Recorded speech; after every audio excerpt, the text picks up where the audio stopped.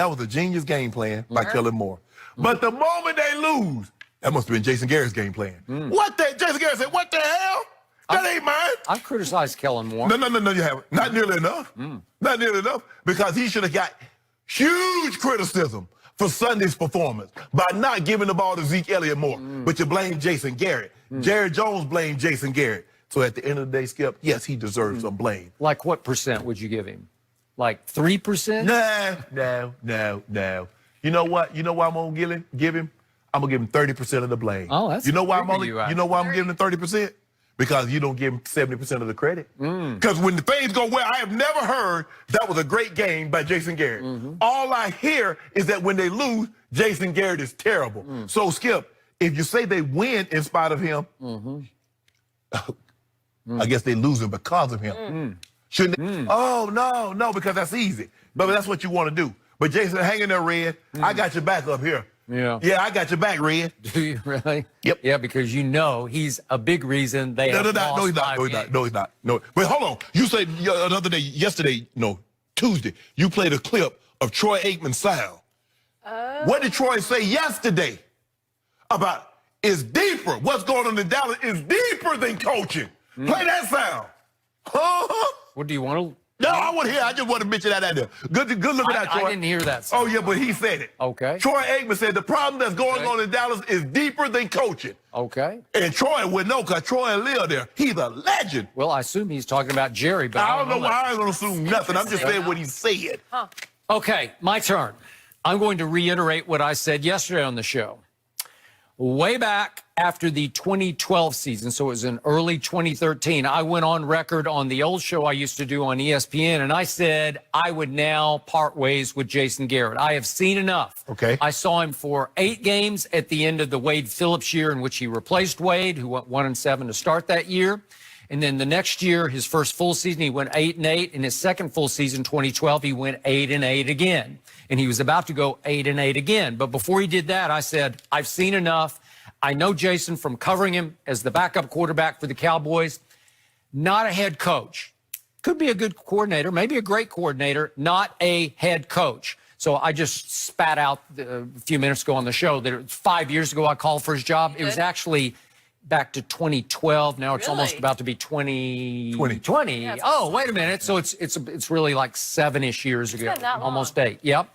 It's a long time that I've had to put up with Jason Garrett. That's a lot of stress. So for this year's 6-5 record, I'm going to give him the bulk of the blame, as in 51% of the blame for 5 and 6. I'm going to say it again. 8 times in 11 games, my team, especially my defense, has come out flat. It's come out lifeless. It's come out dead-headed and worse, dead-legged, just flat out uninspired. And that's on the coach. And this is a team that, again, point differential, they've been losing close games. You got to admit that they've lost close games. Yeah. Okay, so 5 close losses. That's on the coach because this team has been in desperate need of a spark, a jump start that the coach is incapable of providing. Because remember, not only is he not a motivator, he's now become an unmotivator, as in uninspirational, as in this team has tuned out Jason Garrett. Because trust me, you can just see it from the clips of what you see post-game. He speaks in these endless, monotonous, monotone cliches. It's all coach speak. All the pregame speeches, they've all heard them before. It's like canned. It's almost like recorded. Jason Garrett monotone coach speak. And when you're in need of something, some little X factor to get you going, shake it up. Shake up a practice, shake up by a position change, elevating somebody to the starting lineup. Okay, whatever. This coach is incapable of that because this team doesn't hate Jason Garrett. They just don't love Jason Garrett. And what did we see last week? When Jerry opened fire, did anybody stand up and say, no, we're behind Jason Garrett? Nobody did that. Nobody said that. But Skip, let me ask you a question. Do you actually think Jason Garrett, without clearing this with Jerry, can move practice up or back without consulting Jerry? Yeah, I believe he could do that. No, I do. I could believe, he could elevate somebody in the starting lineup. I think that's in his purview. I don't. He could try something. He could show, remember the Titans the night before the game. I don't know. I thought you don't like cliches. I thought you don't like cliches. Well, again, do something just to shake it up. But he just keeps doing the same thing. Jimmy Johnson was on First Things First today, and he talked about how much he loves Jason Garrett, because he does, because, again, Jason played for Jimmy, and they're friends, and they talk fairly regularly. Right. But he said, you know, Jason just tunes out all the noise, and he just keeps doing the same thing. Well, trust me, Jimmy didn't say this, but I covered Jimmy. If this started happening, whew, the ceiling would fall in on this team. It wouldn't happen because Jerry wouldn't be out there spouting off. But anyway, Skip, here's my thing. Last year, when this team was 8-1 in one-score game, how much credit did you give Jason Garrett for that? I told you he goes along for a great ride. No, yes. I've been saying this for 8 years. He goes along for, if his team is so talented that somebody starts making plays, if DeMarco Murray can lead the league in rushing and Tony Romo can have this extraordinary extraterrestrial relationship and rapport with Des Bryant, you got it. It works. Last year, in one-score games, they were 8-1. All I'm saying, and nobody mentioned anything. Just kept making plays. You see, okay, so what about now? Now the quarterback isn't making plays. That's Jason Garrett's fault? Sometime you got to have somebody who can flip your switch. He can't flip anybody's switch. He can't flip his own switch. When they win, he claps. He's Coach Clap. But let me tell you, when they lose, he just keeps doing this. Let me tell you what Jason Garrett is good at. Jason Garrett might be the best shield that we've ever seen, because what he's done is he's blocked the criticism of Chris Richard, because his defense gave up 34 points to the Green Bay Packers. His defense, they had 3 timeouts, and they punted the ball to New England. And Rod Marinelli is still the co-coordinator, so and with two runs, New England was able to run out the clock. That's Jason Garrett's fault, or that's Chris Richard and Rod Marinelli's fault? I give you that, but you know and I know, in the end, the buck stops in the locker room with the head football coach. It's up to him.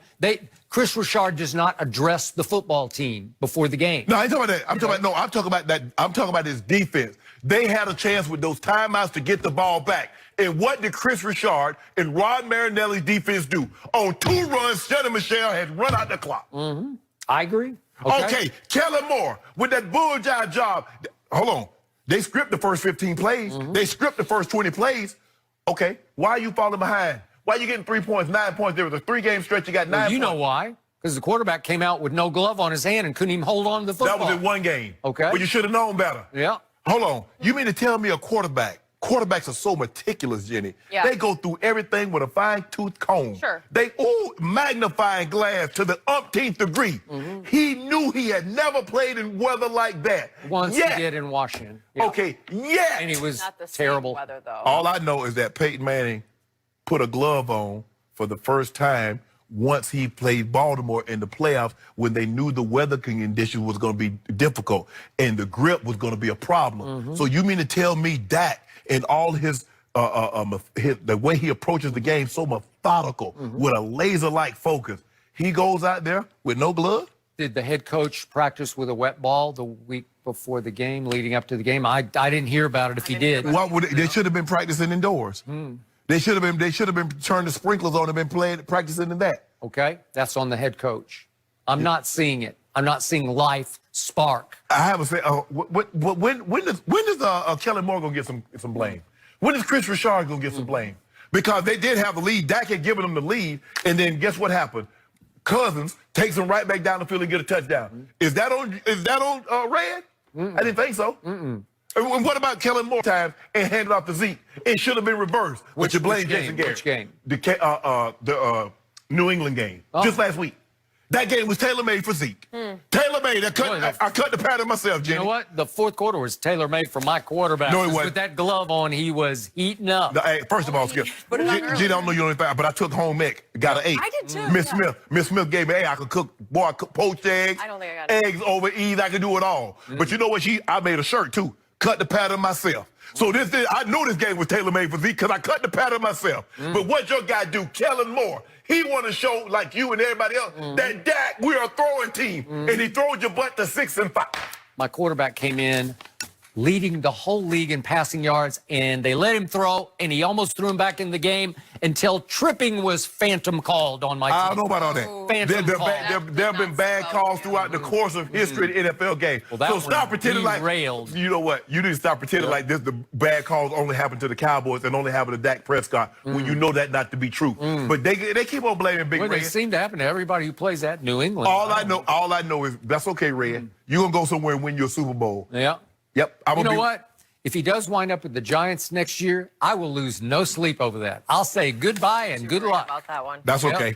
I'm a Red fan. Wherever he goes, I go. I didn't know it had been so Okay, long. so you're going to be a Giants fan next year? I'm a Red fan. I'm not a Giants fan. I'm a Red fan because I think he's getting railroaded. He's getting a raw deal. He's getting a bum job. You, led by you, you've been leading this charge, and you said it. You've been leading the charge since 2012, and you've been unrelenting in your baseless attacks on this man. And unsuccessful. By Yes. the way. It's caused a lot of stress for you watching I'd these say. games. Jeez. Your quarterback called you some stress, but you don't Rise miss that. above today. We are Rise above red. hours That's gonna be the away slogan today. from this. Rise above red. I like it. How impressive, guys, was 80's return to New Orleans last night. Oh, here Michael we go. Rappaport Michael joins Rappaport. us on Thanksgiving. How nice of him. He'll be here next.